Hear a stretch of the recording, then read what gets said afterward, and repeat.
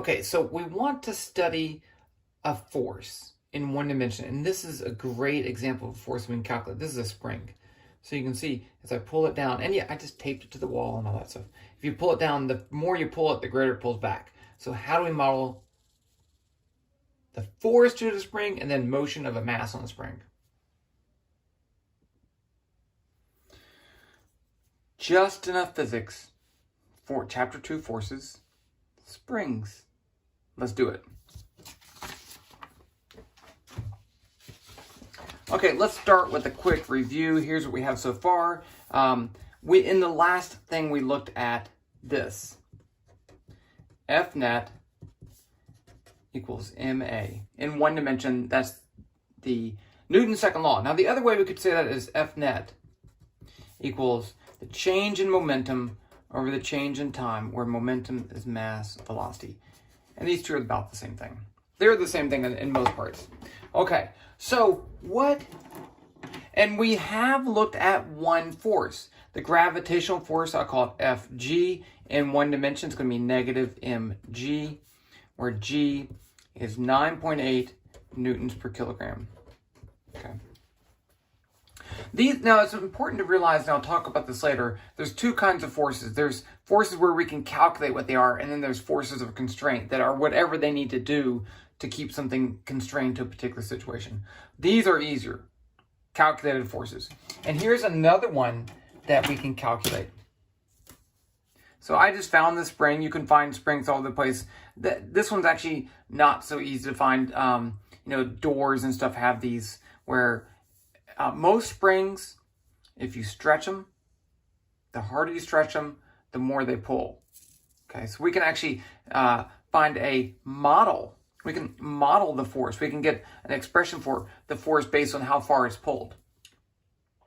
And then we can use that to model the motion of a mass oscillating back and forth. It's going to be great. Trust me, this is going to be like magic great. Okay, so here's what I'm going to do. Here's the experiment.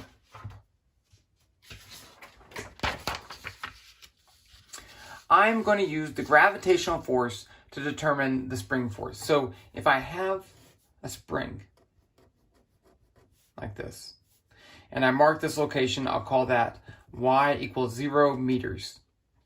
And then I add a mass to it, and it's going to stretch down here.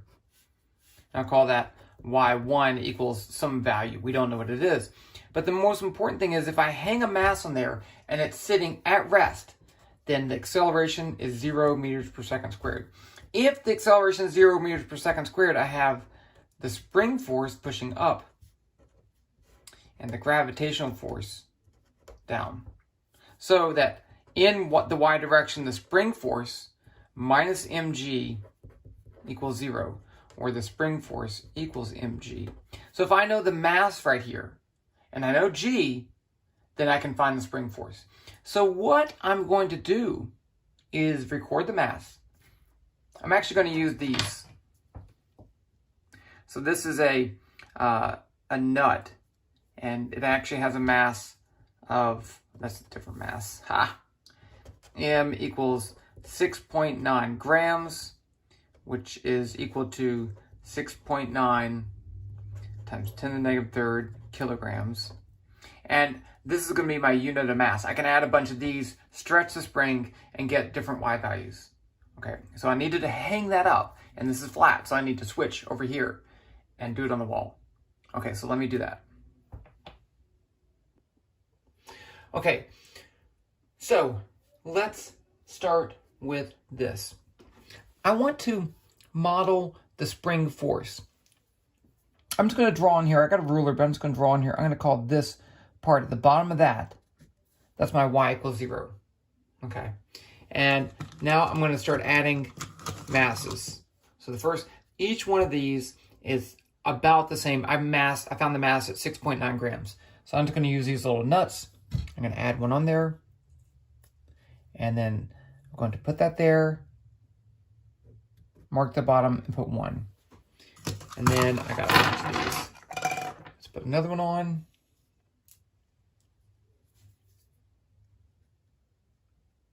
Doesn't have to be perfect. 2. Probably don't want to watch this.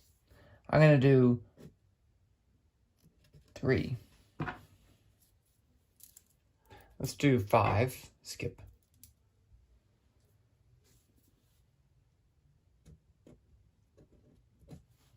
And let's do just 2 more. Do 7. That should be enough. 7. That's 7, right? Can you see that? 1, 2, 3, 4, 5, 6, 7. Okay, 7. This is 0. Okay, now I need to do one other thing and then I can take it down. And this is for later. So I want to let this oscillate up and down and find out how long it takes to make one complete oscillation. So a complete oscillation is if I let it go down like that. So an oscillation is the time it takes to go from the bottom up and then back down to the bottom. And yeah, it doesn't keep doing it forever, but let's just do it again. And then actually from the video, I can get this period, the period of oscillation, and I'll do that. Okay, we got everything we need. Okay, so here I have my data. I need to get the positions here. So let's just make a little table. Y, and I'll put this in centimeters. Mass in grams, and then I'll calculate the force. Okay, so the first one, Y is 0, M is 0, that's 0. So that's this one right here. Okay, now I have M is, actually this is not in grams, but in bolts, where 1 bolt is 6.9 grams. Okay, so this is going to be 1, and it looks like I'm going to try to be as accurate as possible. Let's say 0.95.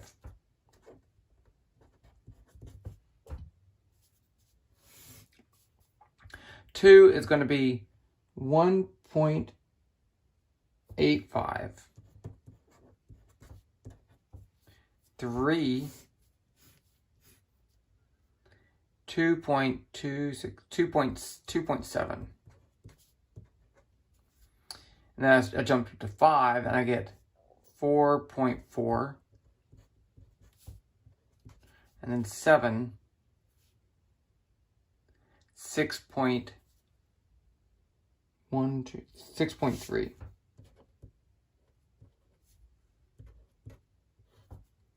Okay, so just as a calculation, the force, let's calculate the force for 1. F is going to be equal to F1. It's going to be equal to the mass, which is 6.9 times 10 to the negative 3 kilograms times the number 1 times 9.8 newtons per kilogram. And that will give me this mass. So the force, and I can get all this. So I want to make a graph now of force versus position. I'll change these to meters too. Okay, so I'm going to do this on the computer. I'm going to get this. Force versus Y. And we're going to see what that function looks like. Okay, I'm switching to the computer. I'm going to do it on the computer. Come with me. It'll be fun. Okay, I've already entered the data that I had from the paper. So here's my mass in centimeters here, and this is then a Google spreadsheet just so I can make some calculations, and I want to calculate the force. So again, it's just going to be equal to, just like the equation I said, it's going to be equal to the mass of one nut, which is 6.9 times 10 to the negative 3, times the number of nuts right here, times 9.8. That is the force. And that one's, and I can just copy this down. Okay, now I'm actually going to make another column Y in meters. You don't really have to do this, but, and that's going to be equal to this divided by 100. So I want to convert it to meters. And I can drag that down. Okay, so now I'm going to highlight this. I'm going to plot it. And I'm going to go over here in Plotly. This is the online graphing. That is pretty cool. So I'm just going to paste that here. And then I'm going to go over here to add a new trace. X, Y scatter. The X values I actually want for B and the y values I want is A. And there you see it. And I can go over here. Let's just put this as force, newtons. And this will be y in meters.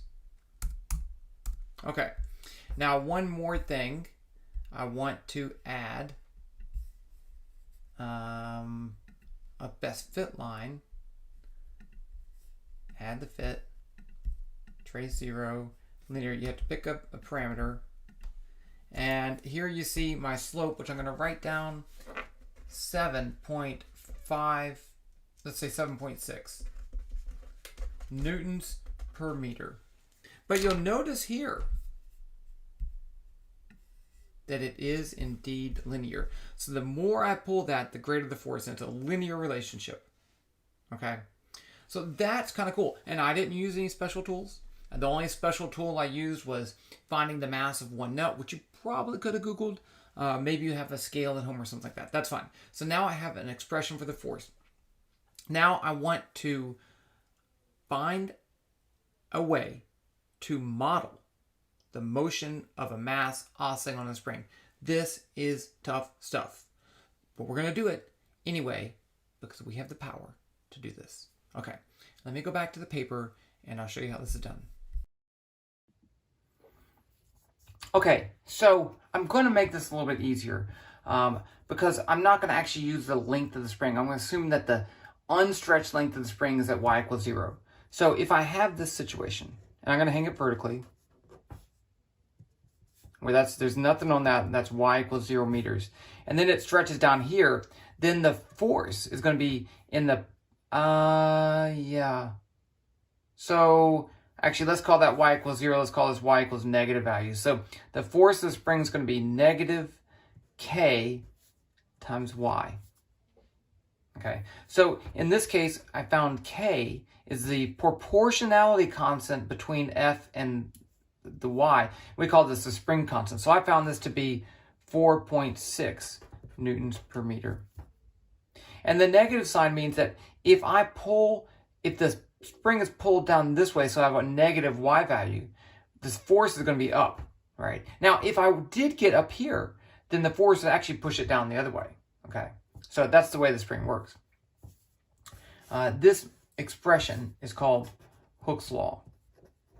Turns out that springs are super important because, one, we can calculate the motion of a mass on a spring, and two, they come up all over the place. Even for things that aren't springs, we can pretend like they act like springs. Oh, let me add one more thing. I don't have a rubber band here. Let me see a rubber band. If you don't have a spring, you could do this with a rubber band. Rubber bands aren't completely the same, but they're pretty close, and it'd be pretty fun to make a comparison. Okay, so here's what we're going to do. I'm going to take a mass, and here's y equals 0.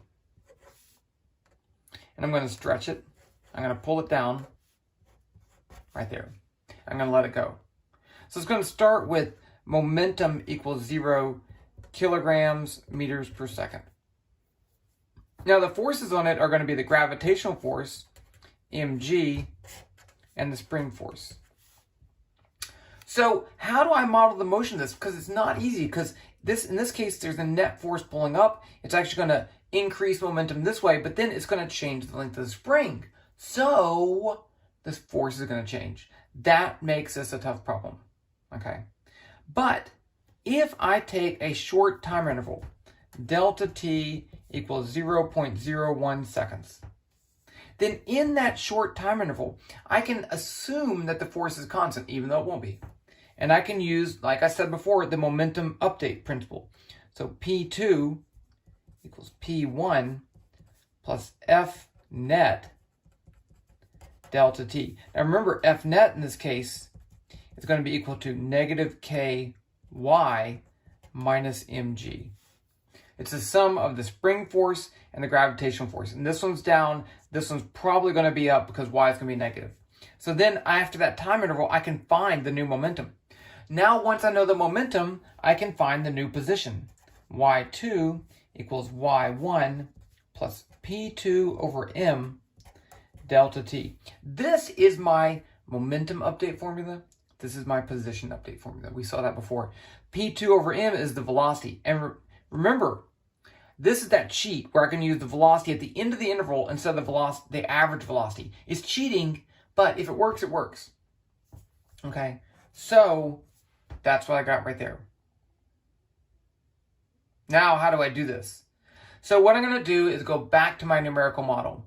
I'm going to start with the position and momentum of 0 for this, and then just go through, calculate the force, update the momentum, update the position, update time.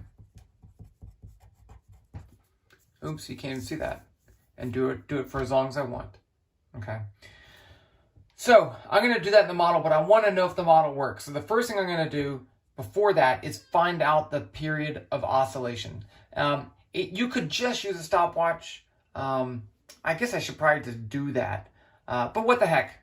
If this video is 20 minutes long, it's 20 minutes long. I'm going to do a video analysis and show you how to get the period of oscillation for that. And I'll do that real quick. And then we're going to go, after that, straight to putting this in Python and seeing if we get the same thing. If we do, winning. It's going to be great. Okay, I lied. So I was going to do a video analysis, but something wasn't working. I didn't feel like messing with it. So I counted, I went frame by frame and I just kind of counted how many oscillations it did, and it did 8 oscillations in 5 seconds. So that is the time it takes for one oscillation. It's going to be 8 over 5th. That's what I'm going to use. Now, the other thing I need is the mass.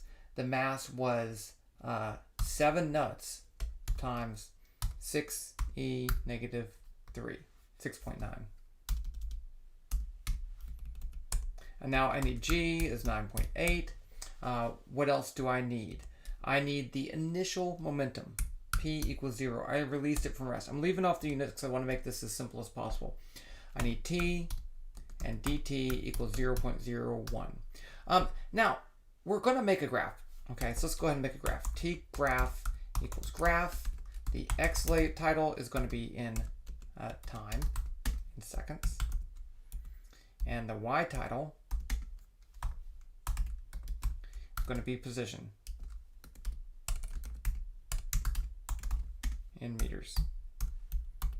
And I need a graph, and it's called F1 equals G curve. Color equals color dot blue. I don't know why I always do that. Okay, I think we're ready. So let's just say, and let's do this. Print period equals t seconds. Okay. Now, while let's do this for let's do it for 3 seconds. While t is less than 3. Okay. Now the first thing I want to do. Oh, I need my y value. So where did it start? If I look at the graph, at 7, it went down to 6.3 centimeters before when it was just hanging there. So let's bring it down 2 more centimeters. So I'm gonna say negative 8. Y equals negative 8.3 times 10 to the negative 2. That's the position. Okay, step 1, calculate the force. F equals. Remember we said, oh, and 8K. Ha! Okay. K equals 7.6. Negative K times Y minus M times G. That's the force. Next, I need to update the momentum. P equals P plus F times dt. Next, I need to update the position. Y equals Y plus P times dt divided by M. Now remember, there's no subscripts here, okay? Because this is an assign equation. It's not an actual equation. It's not an algebraic equation. It's a make equal to equation. Finally, T equals T plus dt and F1 dot plot. Remember how to make graphs. If you don't, that's fine. Go back to the the cop problem from chapter 1. T and Y. I feel like that's it. I'm going to save it. I don't know. I think that might be it. Let's run this sucker. What do you think?